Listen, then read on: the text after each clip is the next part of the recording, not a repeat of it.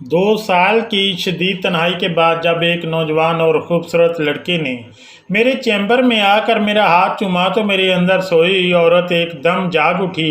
इसका जुर्म इतना संगीन था कि कानून की नज़र में इसका बचना मुमकिन न था, लेकिन इसकी आंखों में झांकते ही मुझे अपने माजी का सबसे बड़ा राज याद आ गया। फिर सड़क पर होने वाले एक पुरअसरार बाइक हादसे ने हमें इस मोड़ पर पहुंचा दिया जहां अब मेरे बेडरूम में सिर्फ मैं थी और वो मुजरिम। मेरा नाम सहर है और पेशे के लिहाज से मैं एक वकील हूँ। मेरी उम्र इस वक्त 28 साल है और मैं बेवा हूँ। मेरे शोहर को फौत हुए 1 साल हो गया है। इनकी मौत एक प्लेन क्रैश त्यारे के हादसे की वजह से हुई थी। अपने शोहर की वफ़ात के बाद मैं बिल्कुल टूट गई थी। वो मुझसे बहुत मोहब्बत करते थे। इनके जाने के बाद ज़िंदगी एकदम वीरान सी हो गई थी। बस मैं थी और मेरी तन्हाइयाँ। लेकिन कहते हैं कि वक्त से बड़ा मरहम कोई नहीं होता। आहिस्ता आहिस्ता ज़िंदगी कब मामूल पर आ गई मुझे पता ही नहीं चला। मेरी रोज़मर्रा की मसरूफियात ने सब गम मुझे भुला दिए थे। मैं दिन को चैम्बर में रहती और रात को अपने केसेस के मुतालिए में मगन रहती। मैं एक बहुत खूबसूरत लड़की थी और अपने शोहर के साथ ज़िंदगी को मुकम्मल एंजॉय करती थी। लेकिन अब मेरे शोहर नहीं रहे थे तो मैं अपनी रूटीन लाइफ में मगन रहने लगी। 1 साल मज़ीद गुजर गया और मैं एक मशीन बन गई थी। मेरे अंदर एहसासात और जज्बात की इस कदर किल्लत हो गई थी कि किसी बात का मुझ पर कोई असर नहीं होता था, क्योंकि मैं अपने शोहर की डेथ के बाद अपने वालिदैन के घर शिफ्ट हो गई थी। तो वो मुझे हर तरह से समझाते और हर मुमकिन दिलासा दिलाते थे, लेकिन मैं टस से मस न हुई। आखिरकार उन्होंने कहा, बेटी तुम अभी जवान हो, दूसरी शादी कर लो। ये सुनकर मैं बतक गई और बोली, नहीं, मैंने अभी शादी नहीं करनी। मैं अपनी इसी ज़िंदगी में खुश हूँ। तो वो खामोश हो गई। मेरा रूटीन का काम जारी था, लेकिन एक दिन मेरी ज़िंदगी में ऐसा आया जिसने मेरी ज़िंदगी ही पलट दी। हुआ यूँ कि मैं अपने चैम्बर में बैठी अपने रोज़मर्रा के काम निपटा रही थी कि 5 आदमी अंदर दाखिल हुए। 3 बुजुर्ग थे और एक शख्स ऐसा था जिसकी उम्र 40 से 45 साल के दरमियान होगी। इनमें एक नौजवान लड़का था जिसकी उम्र गालबन 24-25 साल होगी, दराज का और खासा स्मार्ट। अंदर दाखिल होकर वो मेरी तरफ इन्हें बैठने का इशारा किया। वो सब मेरे टेबल के सामने और तरफ यूँ देखने लगे। तो मैंने रखी कुर्सियों पर बैठ के तो मैंने अपने पेशा वराना अंदाज में पूछा, जी फरमाइए क्या मसला है। इनमें से एक बुजुर्ग अपना गला साफ करके बोला, बात यह है वकील साहिबा, ये जो लड़का है, उन्होंने स्मार्ट लड़के की तरफ इशारा किया। इस पर इल्ज़ाम लगाया गया है कि ये एक लड़की की खातिर इसके घर दाखिल हुआ है। फिर वो तफसील से बताने लगे कि वो कौन है, किसने केस किया, ये कैसे इसके घर दाखिल हुआ और कैसे ज़मानत हुई। मैंने गौर से इस लड़के की तरफ देखा। देखने में तो वो खासा मासूम था, लेकिन मैं मर्द की नेचर को बहुत अच्छी तरह जानती हूँ। मैं बोली, जनाब, मैं इसका केस लड़ने को तैयार हूँ। आप मुझे ज़मानत की फ़ाइल और इसके केस की फ़ाइल ला दें। जब सब कुछ क्लियर हो गया तो मैंने इनसे कहा, अब आप थोड़ी देर के लिए बाहर चले जाएं, मुझे इससे कुछ अकेले में पूछना है। वो सब बाहर चले गए और अब सिर्फ मैं और वो लड़का वहाँ रह गए। मैंने इस लड़के की आंखों में देखा और पूछा, हाँ तो दानियाल साहब, क्यों आप इस मासूम लड़की के घर गए। वो इस अचानक और सख्त सवाल के लिए कतन तैयार नहीं था और घबरा कर बोला, नहीं वकील साहिबा, मैं नहीं गया। इसने मुझ पर झूठा इल्ज़ाम लगाया है। मैं अपनी रिव्यू लॉन्ग कुर्सी से उठी, इसके सामने खड़ी हो गई और बोली, देखें दानियाल साहब, आप मुझे सच बता दें कि आप गए हैं या नहीं, वरना बाद में मुझे पता चल जाएगा और आपके लिए मुश्किल होगी। वो थोड़ी देर खामोश रहा, फिर इसने इस बात में सर हिला दिया। मैंने पूछा, मुझे तफसील से सच बताओ। तो वो बताने लगा, ये 2 हफ्ते पहले की बात है। मेरी एक क्लास फेलो थी अनम, जिसे मैं पसंद करता था। एक रात में इसके घर गया और अनम के साथ प्यार भरी बातें कर ही रहा था कि इसके घर वाले फ़ौरन आ गए और उन्होंने मुझे पकड़वा कर हवालात में बंद कर दिया। लेकिन मैंने ज़मानत पर रिहाई ले ली है।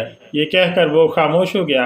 इसकी फ़ाइल पढ़ने के बाद बज़ाहिर तो इसके बचने के इम्कानात बहुत कम नज़र आते थे। सारे सबूत इसके ख़िलाफ़ जाते थे। खैर, ये सब कुछ सोचते हुए मैंने इसे जाने की इजाज़त दे दी। जाते हुए जब इसने अपना हाथ मुझसे मिलाया तो मुझे अजीब सा लगा। बहुत दिनों बाद کسی نے مجھ سے ہاتھ ملایا تھا اور مجھے اپنے جوان اور بھرپور ہونے کا احساس ہوا۔ اس کے بعد وہ چلا گیا اور میں اپنے کام نپٹانے میں مصروف ہو گئی۔ شام کو کیسز کی فائلیں اٹھا کر میں گھر چلی گئی، کھانا کھایا اور تھوڑی دیر آرام کرنے کے لیے لیٹ گئی۔ ریسٹ کرنے کے بعد میں اٹھی اور اپنے اسٹڈی روم میں چلی گئی اور فائلیں اٹھا کر دیکھنے لگی۔ فائلیں پڑھتے پڑھتے ایک دم دانیال کے نام والی فائل سامنے آ گئی۔ میری آنکھوں کے سامنے ایک جھمکا ہوا اور اس ہینڈسم لڑکے کا چہرہ میری آنکھوں کے سامنے آ گیا اور میں اس کے خیالوں میں گم ہو گئی۔ تھوڑی دیر بعد میں نے فائلوں کو ان کے حال پر چھوڑا اور اسٹڈی روم سے نکل کر اپنے کمرے میں آ گئی اور اپنا منہ تکیے میں چھپا کر اپنی پرانی یادوں کو یاد کرنے لگی۔ ایک فلم سی میری آنکھوں میں چلی اور وہ سارے مناظر جو یونیورسٹی اور میری شادی سے ریلیٹڈ تھے میرے ذہن میں گھومنے لگے اور میں 5 سال پیچھے چلی گئی۔ لا کے ڈپارٹمنٹ کر رہی تھی میں LLM۔ اس وقت میں پنجاب یونیورسٹی لاہور سے میں اپنا ایک مقام رکھتی تھی کیونکہ میں بہت خوبصورت اور ماڈرن تھی۔ میری یونیورسٹی میں کئی لڑکیوں سے دوستی تھی جو میری بہت رسپیکٹ کرتی تھیں اور میں وہ واحد لڑکی تھی جس نے لڑکوں کو آنکھوں میں اپنے لیے پیار دیکھا تھا۔ اپنی خوبصورتی اور حسن میں نے بہت سے لڑکوں کو اپنا گرویدہ بنایا ہوا تھا۔ جب میں فائنل ایئر میں تھی تو بزنس ڈپارٹمنٹ کی ایک لڑکی عائشہ سے میری دوستی ہو گئی۔ عائشہ بہت ہنس مکھ تھی اور باتیں کرتے کرتے اس کا منہ نہیں تھکتا تھا۔ ایک دن میں کینٹین گئی تو عائشہ ایک لڑکے کے ساتھ بیٹھی گپ شپ کر رہی تھی۔ میں نے بھی اپنے قدم ان کی طرف بڑھا دیے تو مجھے دیکھتے ہی عائشہ کی آنکھیں کھل گئی۔ وہ مجھے اپنی ساتھ والی کرسی پر بٹھاتے ہوئے اس اجنبی لڑکے سے میرا تعارف کرواتے ہوئے بولی، یہ میری بہت ہی اچھی دوست ہے سحر۔ ہاں، وہ اجنبی لڑکا اس کی بات کاٹتے ہوئے شوخی سے بولا اور زیر لب مسکرانے لگا۔ میں حیران رہ گئی اور عائشہ بھی، کیونکہ اس لڑکے کو میں نے کبھی نہیں دیکھا تھا ورنہ کبھی عائشہ نے میرا تعارف اس سے کرایا تھا۔ عائشہ جھٹ سے بولی، احمر تمہیں کیسے پتہ ان کا نام؟ وہ مسکرایا اور بولا، تمہارا سارا دن میرے سامنے جس لڑکی کی خوبصورتی کی تعریف کرتی ہو یہ محترمہ اس معیار پر پوری اترتی ہیں اور انہیں دیکھتے ہی تمہارے چہرے پر جو خوشی تھی اسے دیکھتے ہوئے میں نے فوراً اندازہ لگا لیا تھا کہ یہی سحر ہے۔ لڑکے نے وضاحت کی تو میں اس لڑکے کی فراست کی قائل ہو گئی۔ میری طرف عجیب نظروں سے دیکھ رہا تھا اور میں انجانے میں احمر کے بہت قریب آ گئی تھی۔ ہم نے ایک ساتھ ایجوکیشن بزنس کر رکھا تھا۔ اس کے ڈیڈی کا اپنا MBA تھا۔ احمر کمپلیٹ کی اور میں نے لاہور ہائی کورٹ میں ایک ماہر وکیل کے تحت پریکٹس شروع کر دی۔ لیکن میری اور احمر کی ملاقاتوں میں کوئی فرق نہیں آیا۔ ہم ایک دوسرے کو شدت سے چاہنے لگے تھے اور آخر کار وہ وقت آ گیا جب میں سحر سے سحر احمر بن گئی۔ میرے نام میں ایک پیارے لفظ کا اضافہ ہو گیا۔ کتنی بڑی شادی تھی اور اتنا اللہ گلا میری یونیورسٹی کی سہیلیوں اور احمر کے دوستوں نے کیا جو میری چند خوبصورت یادوں میں سے ایک تھی۔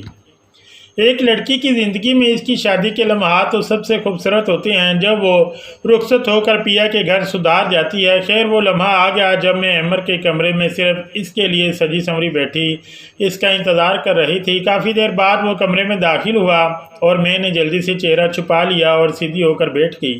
وہ آہستہ سے میرے پہلو میں بیٹھ گئے اور میرے چہرے سے دوپٹہ اٹھا دیا تو مجھے نہ جانے کیوں شرم آ رہی تھی، حالانکہ یہ وہی احمر تھا جس کے ساتھ میں گھنٹوں باتیں کرتی رہتی تھی۔ انہوں نے اپنی جیب سے ایک مخمل کی ڈبیا نکالی اور اس میں سے ایک خوبصورت انگوٹھی نکال کر مجھے پہنائی اور بولے، میری جان یہ تمہارے قابل تو نہیں ہے لیکن سچے اور مخلص جذبوں کی نشانی سمجھ کر رکھ لو۔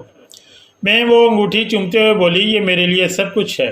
اس کے بعد کافی دیر تک ہم دونوں پیار بھری باتیں کرتے رہے اور اب میرا ان کا بغیر اور ان کا میرے بغیر ایک پل بھی دل نہ لگتا تھا۔ جب وہ آفس ہوتے تو میں کئی بار انہیں فون کرتی اور جلدی کام ختم کر کے گھر آنے کا کہتی۔ پھر جب ان کے آنے کا وقت ہوتا تو میں خوب سجی سنوری ان کا استقبال کرتی۔ یہ سلسلہ چلتا رہا اور ہماری محبت دن گزرنے کے ساتھ ساتھ بڑھتی جا رہی تھی۔ وہ مجھے اکثر کہتے کہ جان میں تمہیں اپنی بیوی نہیں محبوبہ ہی سمجھتا ہوں، اور میں ان کی محبت پر مسکرا کر رہ جاتی تھی۔ پھر 2 سال گزر گئے اور آخر کار وہ ہزاروں ارمان لیے اس دنیا سے رخصت ہو گئے۔ وہ شام کو کسی بزنس میٹنگ میں دبئی جانے کے لیے نکلے تھے۔ جاتے ہوئے پیار سے مجھ سے ملے اور کہا تھا بیگم میں 4 دن کے لیے دبئی جا رہا ہوں، یہ کہہ کر وہ دبئی جانے کے لیے تیار ہو کر نکل گئے۔ میں بھی اپنے کام کاج میں مصروف ہو گیا اور تقریباً 1 گھنٹے بعد کسی نے فون کیا کہ دبئی جانے والا پلین کریش ہو گیا ہے، جس میں سوار تمام مسافر ہلاک ہو گئے ہیں، جن میں آپ کے شوہر بھی شامل ہیں۔ یہ سننا تھا کہ گویا قیامت ٹوٹ پڑی۔ اب احمر کے بغیر اتنا بڑا گھر ویران سا لگتا تھا اور تنہائی مجھے کاٹ کھانے کو دوڑتی تھی۔ میں اپنے گھر اپنے والدین کے پاس شفٹ ہو گئی اور خود کو مصروف کر لیا تھا انہیں بلانے کے لیے، لیکن یہ صرف میری خام خیالی تھی۔ وہ ایک ایسی یاد تھی جسے بلایا نہیں جا سکتا تھا۔ دانیال کا کیس اور ایک حادثہ، اور آج جس کا کیس لڑنے کا میں نے ارادہ کیا تھا وہ میرے مرحوم شوہر سے بالکل ملتا جلتا تھا۔ وہی روشن آنکھیں تھیں جس نے میرے مرحوم شوہر کی یاد تازہ کر دی تھی۔ صرف اسی وجہ سے میں اس کا مقدمہ لڑنے پر مجبور ہو گئی تھی۔ پھر نہ جانے رات کے کس پہر میری آنکھ لگ گئی اور میں نیند کی وادیوں میں اتر گئی۔ خیر، صبح میں کافی لیٹ اٹھی تھی۔ ناشتہ خود بنایا کیونکہ ماں اور دادا ماموں کے پاس دوسرے شہر گئے ہوئے تھے۔ پھر میں چیمبر جانے کے لیے تیاری کرنے لگی اور آج میں خلاف معمول کافی نکھر کر تیار ہوئی تھی۔ ایک سرخ رنگ کا سوٹ نکالا جو مجھ پر خاصا سوٹ کرتا تھا، اپنے لبوں پر لپسٹک لگائی اور خوشبو سے خود کو مہکایا اور پھر چیمبر چلی گئی۔ وہاں اپنے کاغذات وکالت اپنے منشی کو دیے جو اس نے جج کو جمع کروائے۔ چند دوسرے چھوٹے چھوٹے کاموں سے میں فارغ ہو کر اپنا سر کرسی پر رکھا اور اپنی آنکھیں موند لی اور دانیال کے بارے میں سوچنے لگی۔ اس کا کیس خاصا خراب تھا اور تمام گواہ اور ثبوت اس کے خلاف تھے اور اس کے بچنے کی کوئی امید نہ تھی۔ انم کے گھر والوں نے اسے اس جرم کا ارتکاب کرتے ہوئے پکڑا تھا۔ اب جو کچھ کرنا تھا مجھے ہی کرنا تھا اور منشی نے بتایا تھا کہ مقدمے کی سماعت 15 دن بعد ہے۔ میں یہ سب سوچ ہی رہی تھی کہ دستک کی آواز سنائی دی تو میں نے اپنی آنکھیں کھولیں اور کمن کہا آنے والے وجود کو دیکھ کر میں بے اختیار میں مچل اٹھی۔ بلیک جینز اور بلو شرٹ میں دانیال مجھے بہت نکھرا نکھرا لگا۔ اندر آ کر اس نے سلام کیا اور میں نے جواب دیا اور اسے بیٹھنے کا اشارہ کیا۔ وہ میرے سامنے بیٹھ گیا اور اس کے چہرے پر پریشانی کی لکیریں صاف دکھائی دے رہی تھیں۔ دانیال نے کہا، میڈم آپ نے میسج کیا تھا، خیریت تھی؟ وہ کچھ پریشانی سے بولا۔ تو میں نے کہا، جی ہاں مسٹر دانیال۔ میں نے گلا صاف کرتے ہوئے کہا، بات یہ ہے کہ مجھے افسوس سے کہنا پڑ رہا ہے کہ میں آپ کے لیے زیادہ ریلیف نہیں لا سکوں گی۔ انم کے گھر والوں نے آپ کو رنگے ہاتھوں پکڑا ہے اور یہ ایک ایسا پوائنٹ ہے جس پر کوئی دلیل کارگر نہیں ہو سکتی۔ اس کا چہرہ پریشانی سے بگڑ گیا اور اس کے ماتھے پر اے سی میں بھی پسینے کے قطرے صاف دکھائی دینے لگے۔ وہ کانپتی ہوئی آواز میں بولا، کیا اب کوئی بھی ایسا حل نہیں ہے؟ میں نفی میں سر ہلاتے ہوئے بولی، نہیں، کوئی بھی چیز آپ کو نہیں بچا سکتی۔ اب وہ کافی دیر سر جھکائے بیٹھا رہا اور میں اس کی حالت سے محفوظ ہوتی رہی۔ پھر میں نے خاموشی توڑی اور بولی، دانیال صاحب، ایسے کاموں کا پھل ہمیشہ کڑوا ہوتا ہے اور آپ کو اپنے کیے کی سزا بھگتنی پڑے گی۔ تب وہ بولا، میڈم میں اپنے کیے پر بہت شرمندہ ہوں اور میں وعدہ کرتا ہوں کہ آئندہ ایسا نہیں کروں گا۔ وہ لڑتی ہوئی آواز میں بولا کر چپ ہو گیا۔ میں نے ایک لمبی سانس خارج کی اور دھیمے لہجے میں بولی، مسٹر دانیال، جوانی بڑی بے درد ہوتی ہے لیکن انجام بہت برا ہوتا ہے۔ اب تو آپ بالکل مایوس ہو گئے ہیں۔ مایوسی گناہ ہے اور ایسے کوئی بھی مسئلہ دنیا میں نہیں ہوتا جسے حل نہ کیا جا سکے۔ میں نے گویا سسپینس پیدا کرتے ہوئے کہا۔ اس نے حیرانی سے میری طرف دیکھا۔ چند لمحے پہلے میں اس کے نہ بچنے کی نوید سنا رہی تھی اور اب ایک ایسی بات کر رہی تھی کہ وہ چونک گیا تھا اور میری طرف اپنی آنکھیں پھیلا کر دیکھنے لگا۔ میں نے مسکراتے ہوئے اپنی بات جاری رکھی اور بولی کہ جو طریقہ میں بتانے جا رہی ہوں تھوڑا تیز ہے لیکن اس سے تمہارے بچ جانے کا امکانات روشن ہے۔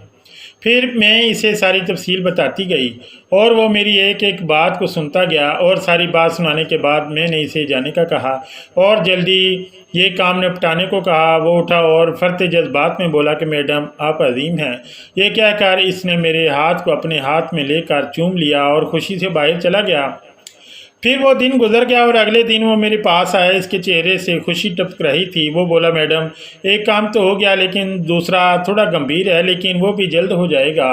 میں مسکرا اٹھی۔ پھر میں نے کہا کہ میں گھر جا رہی ہوں، آج کچھ کام ہے۔